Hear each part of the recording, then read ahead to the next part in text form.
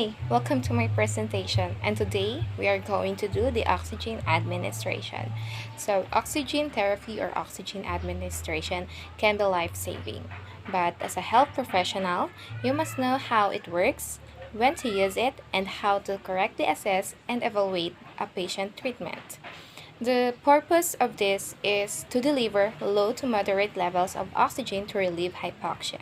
So, for the assessment and preparation for this one, first, assess the respiratory status, which is the breath sound, respiratory rate, and depth, presence of sputum, arterial blood gases if available. Then assess past medical history, nothing chronic obstructive pulmonary disease or COPD. For client or patient with COPD, hypoxemia is often the stimulus to breath because they chronically have high blood levels. So, high blood levels of carbon dioxide.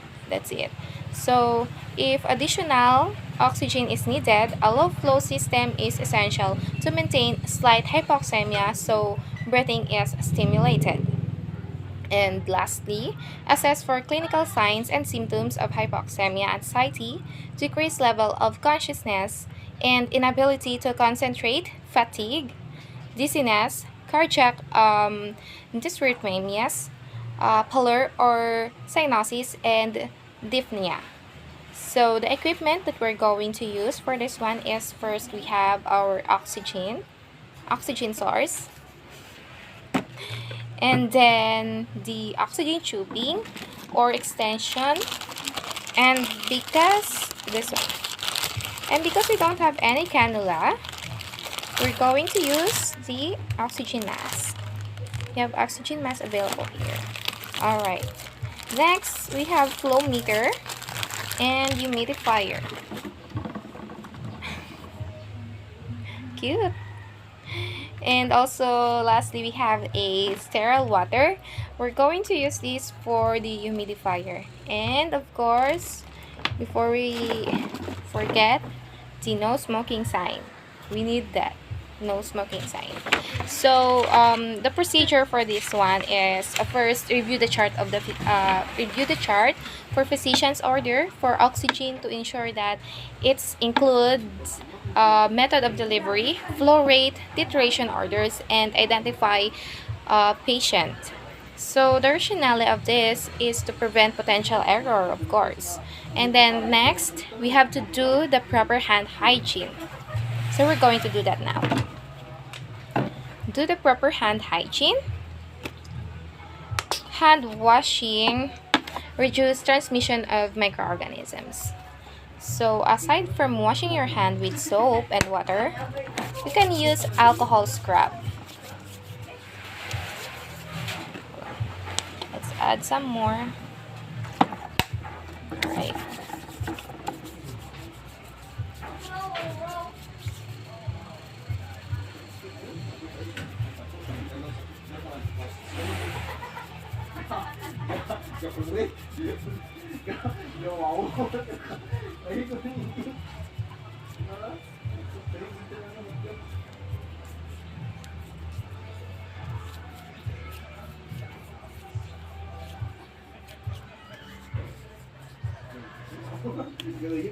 Okay, so next, while we're doing this, next is identify patient and procedure with 5 sides of medication administration.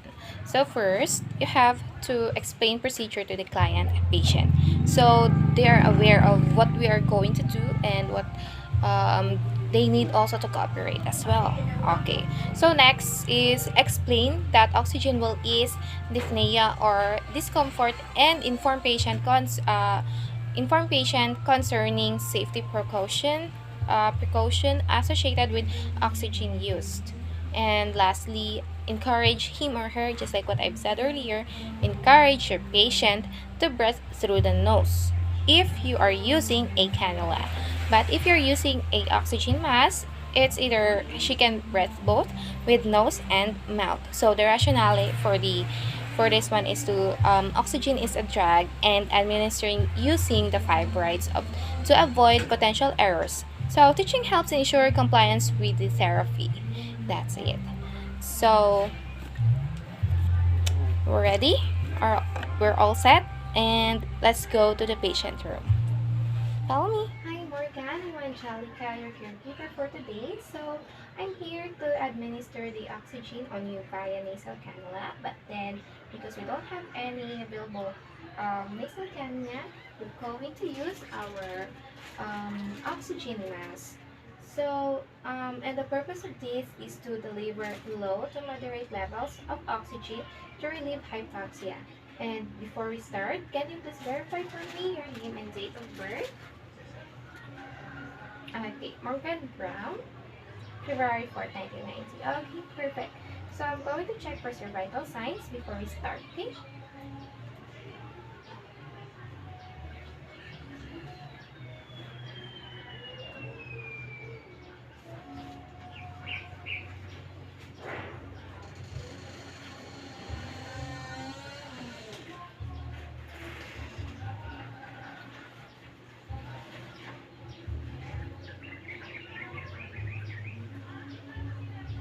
Do you feel any pain?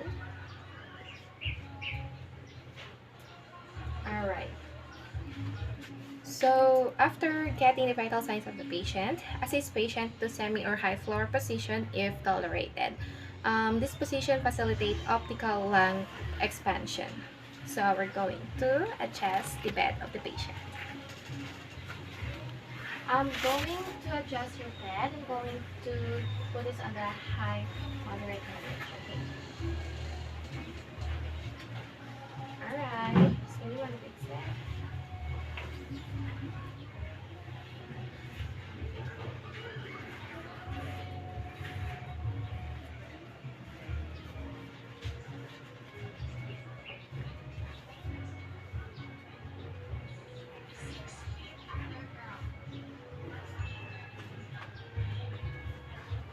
Okay. As it feels good. Alright. And then after this, insert flow meter into wall outlet. So first, attach the oxygen tubing to nozzle on flow meter. If you're using a high O2 flow, attach humidifier. And then next, attach oxygen tubing to the humidifier. So the rationale for this one is oxygen in high concentration can be drying to the mucosa. Alright, so we're going to start now. We're going to attach everything on the oxygen.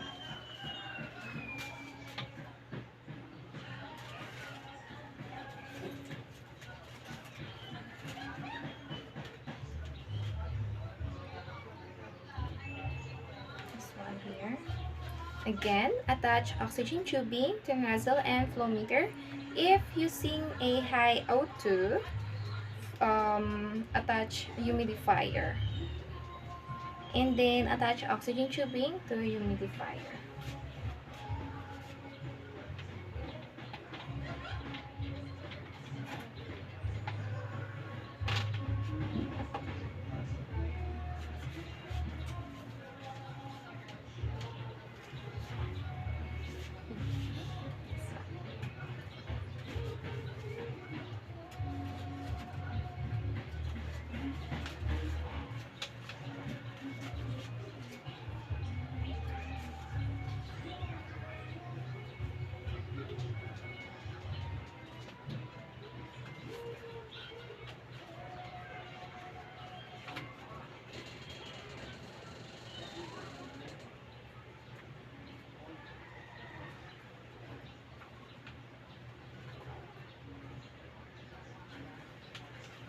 So here it is, because I don't have any available oxygen and I can't find any one that I can borrow with, so I decided to just throw it, and just like this. Alright. Next, attach oxygen to the humidifier.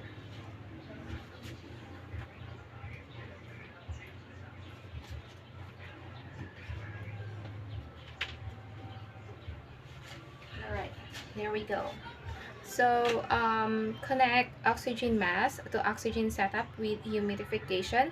If one is in use, adjust the rate as ordered. And then after connecting the oxygen mask to oxygen, turn on the oxygen at the prescribed rate. Check the oxygen is flowing through tubing, because the rationale for this is oxygen must be administered as prescribed. So we're going to attach now the mask to the oxygen tubing, and we're going to turn on the oxygen. So we can put it now, or the patient now can use it.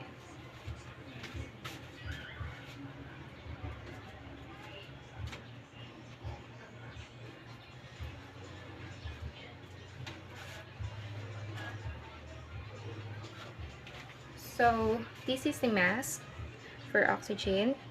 We're going to connect the oxygen tube here, okay, and then we can adjust it later on. And also we can use this one, this this metal here. We can use this to adjust in the patient's preferred. All right, this one here, we can hold it right like this, and then we can adjust like this. All right, let's go.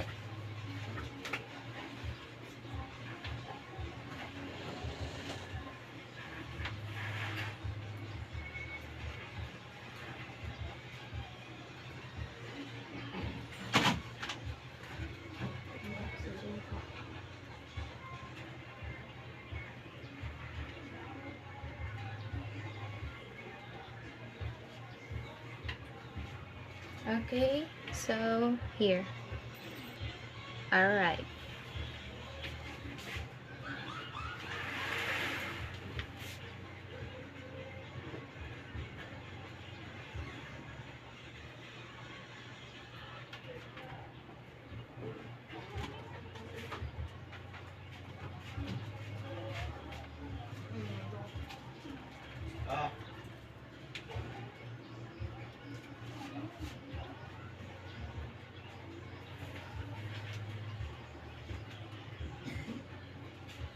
Miss Morgan, I'm going to put now the oxygen mask on your face.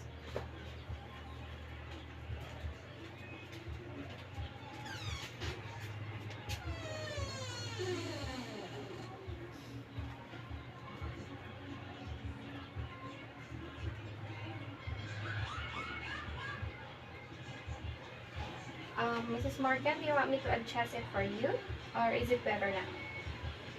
Okay, let me adjust it. Is this okay?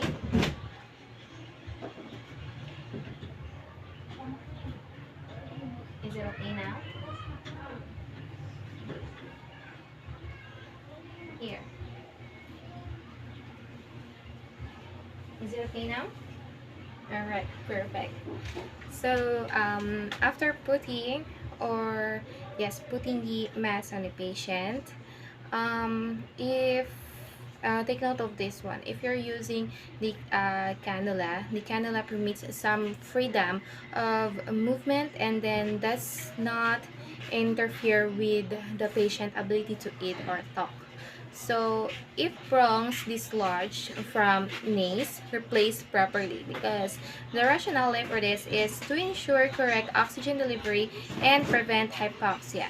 And then next, what we're going to do is assess for proper functioning of equipment and observe patient initial response to the therapy.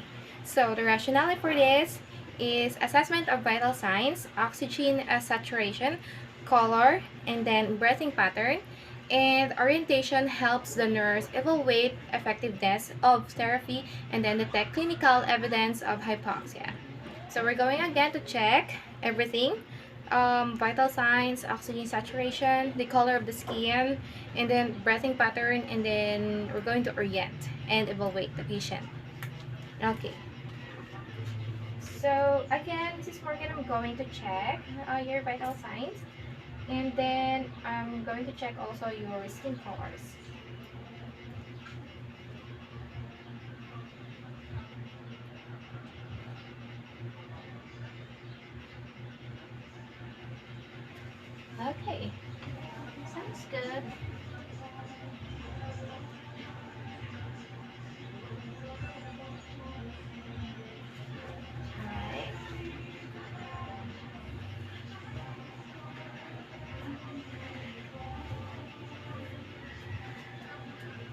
So, Mrs. Morgan, do you feel better now? Wow, that's great.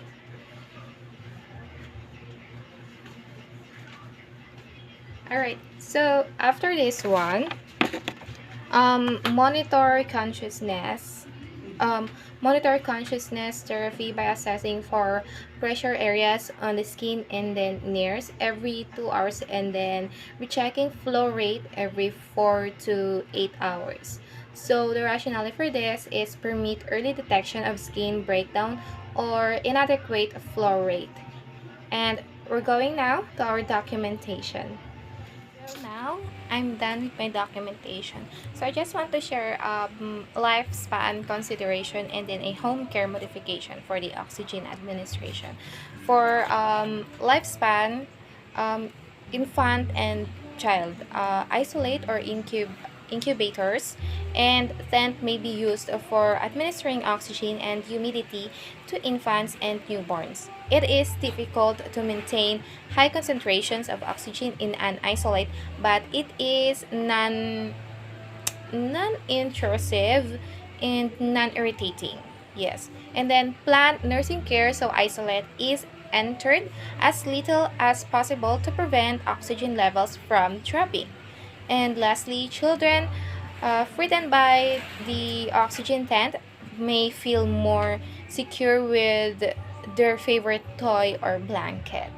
So for the home care modification, in-home oxygen supply is delivered by cylinders, liquid oxygen, or oxygen concentrators.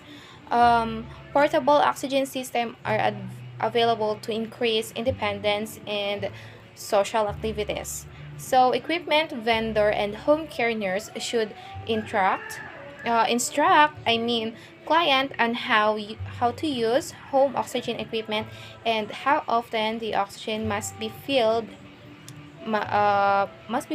and then instruct the client and the family about the importance of not smoking in the area of the oxygen while you are using, even though you're not using. Instruct, the most important here is instruct the family or the client for the no smoking rule. And then next, the client should be informed about using an oxygen vendor whose service includes first, trained person to instruct the client in use and maintenance of the equipment. Next, 24 hours oxygen emergency services. 24 hours emergency services, and then monthly follow-up visit for equipment maintenance and client instruction. Next, lastly, vendor insurance billing.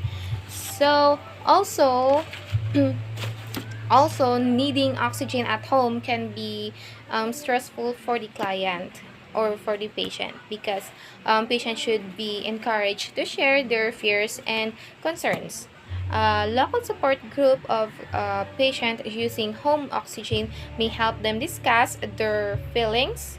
And then lastly, for insurance, to over home oxygen, client must have oxygen saturation below 88% to 90% on room air.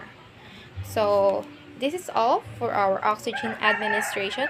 Hope you learned something, and thank you so much for watching.